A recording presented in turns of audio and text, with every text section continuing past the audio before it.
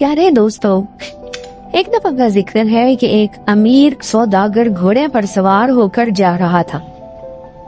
उसके पास जवाहरात और सुच्चे मोतियों से भरी हुई 4 थैलियां थीं।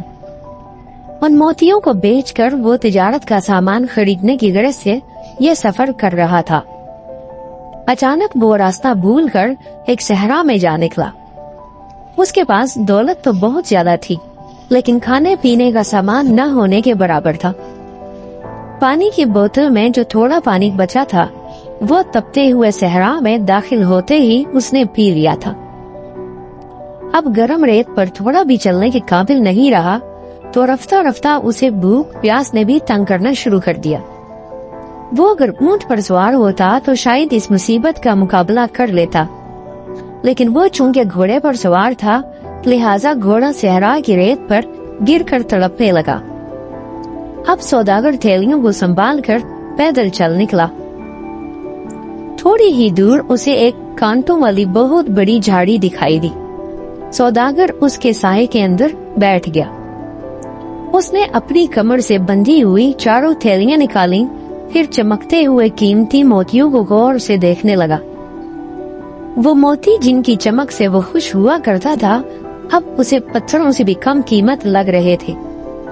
उसकी सिर्फ एक ही ख्वाहिश थी कि काश वो जवाहिर के दाने ज्वार या गंदम के दानों में तब्दील हो जाते तो कम अज कम उसकी भूख तो मिट जाती। रफ्ता रफ्ता सूरज ढलने लगा तो सहरा की गर्म रेत ठंडी हो गई। उसने झाड़ियों की जड़ों को खोदा तो गीली रेत देखकर बड़ा खुश हुआ। गीली जड़ों को चूस चूस कर उसने अपनी प्यास बुझाने की कोशिश की, लेकिन भूख ने उसे बुरा हाल कर दिया था। अब रात खत्म हुई तो उसने सूरज सर पर आने से पहले सहरा से निकल जाने का इरादा किया, लेकिन वो सहरा इतना बड़ा था कि सौदागर चलते चलते थक कर चूर हो गया, मगर सहरा खत्म होने का नाम ही नहीं ले रहा था। धूप में तेजी आई तो जवाहरात की कीमती थैलियां उसे बड़ी बोझिल महसूस होने लगी। उसने 4 थैलियों को गौर से देखा, फिर सबसे बड़ी थैली नाकारा बोझ की तरह रेत के ऊपर फेंक दी। उसे थोड़ा सा दुख जरूर हुआ, लेकिन मोतियों को वो चूंकि खा नहीं सकता था, लिहाजा उस वक्त वो किसी काम के नहीं थे। थोड़ी दूर जाकर उसने दूसरी थैली से भी निजात हासिल कर ली। इस तरह उसने 4 थैलियों को सहरा में फेंक कर अपना बोझ हल्का कर लिया। आखिरी थैली फेंकते हुए उसे जरा भी दुख न हुआ, क्योंकि उसकी भूख उसे पागल किए दे रही थी। वो बार बार एक ही फिक्रा दोहरा रहा था, जवाहिर के दानों से ज्वार के दाने बेहतर होते हैं। भूख प्यास की शिद्दत से जब वो मरने के करीब हो गया तो उसकी आंखों में आंसू आ गए। उसने बड़ी आजिज़ी से खुदा के हुजूर दुआ की, ऐ मेरे मौला, तू इन जवाहिरात की 4 थैलियों के बदले मुझे सिर्फ 1 थैली चनों की अता कर दे, ताकि भूख के अजाब से मेरी जान छूट जाए।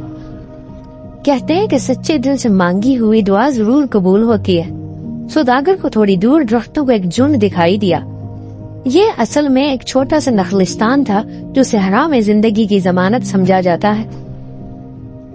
इस नखलिस्तान में पानी का एक चश्मा बह रहा था। सौदागर ने अपनी प्यास बुझाई तो उसकी जान में जान आई। थोड़ी देर बाद उसकी भूख और ज्यादा चमक उठी। अचानक उसे बिल्कुल वैसी ही एक थैली नजर आई जैसी उसने सबसे पहले सहरा में फेंकी थी। उसे अपनी आंखों पर यकीन नहीं आ रहा था। थैली मोतियों से भरी हुई थी। उसने कांपते हुए हाथों से थैली को खोला। एक बार फिर उसने आजीज़ से खुदा से दुआ की, या अल्लाह, इस थैली में अगर सच्चे मोती हैं तो इनको भुने हुए चन्नों में तब्दील कर दे।